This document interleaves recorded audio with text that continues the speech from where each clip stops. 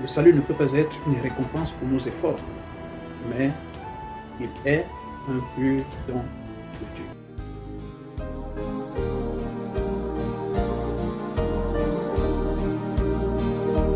Tout joyeux, bénissant le Seigneur.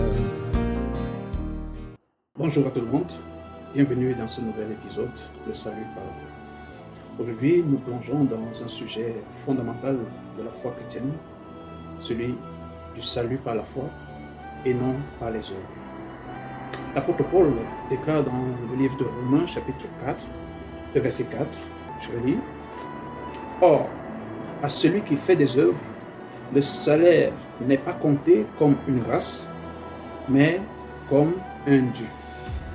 Qu'est-ce que cela signifie? En d'autres mots, le salut ne peut pas être une récompense pour nos efforts, mais il est un pur don de Dieu. Sans nous allons explorer cette vérité libératrice qui change notre façon de voir Dieu, nous change et même notre marche chrétienne. Alors, pour le contexte de l'Épître aux Romains, l'apôtre Paul écrit aux Romains justement pour leur montrer que le salut ne vient pas de la loi, ni même des œuvres, mais qu'il est plutôt une pure grâce de Dieu reçue par la foi. Dans ce verset, il prend une image simple et que nous vivons tous les jours. Quand quelqu'un travaille, son salaire lui est dû. Mais Dieu ne fonctionne pas comme un contrat de travail. Dieu ne nous doit rien en réalité. Nous ne pourrions jamais mériter la justice de Dieu. Si le salut venait des œuvres, ce ne serait plus un don, mais le fruit d'un effort. Paul affirme avec force que la foi est un acte de grâce.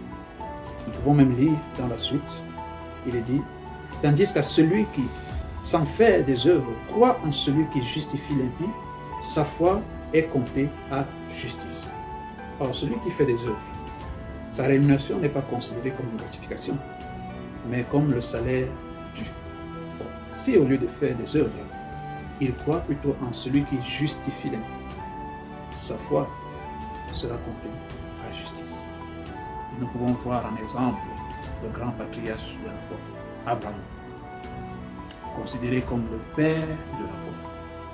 Il a été justifié, non pas parce qu'il avait accompli des œuvres, mais parce qu'il crut Dieu, selon Romains 4, verset 3. Il crut Dieu, et cela lui fut compté à justice. Quel bel exemple. Pourquoi les œuvres ne suffisent pas? Elles sont toujours imparfaites, limitées et marquées par le péché.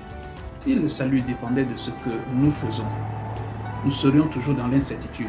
Nous poserions toujours la question de savoir, ai-je assez fait? Est-ce suffisant? Devrais-je en faire plus? Dieu a établi un chemin sûr, la foi en Jésus. La foi, ce n'est pas seulement croire que Dieu existe, non. Même les démons croient et ils y craignent même. Mais en réalité, c'est placer sa confiance en l'œuvre que le Seigneur Jésus a accomplie à la croix. Il est mort à la croix pour nous.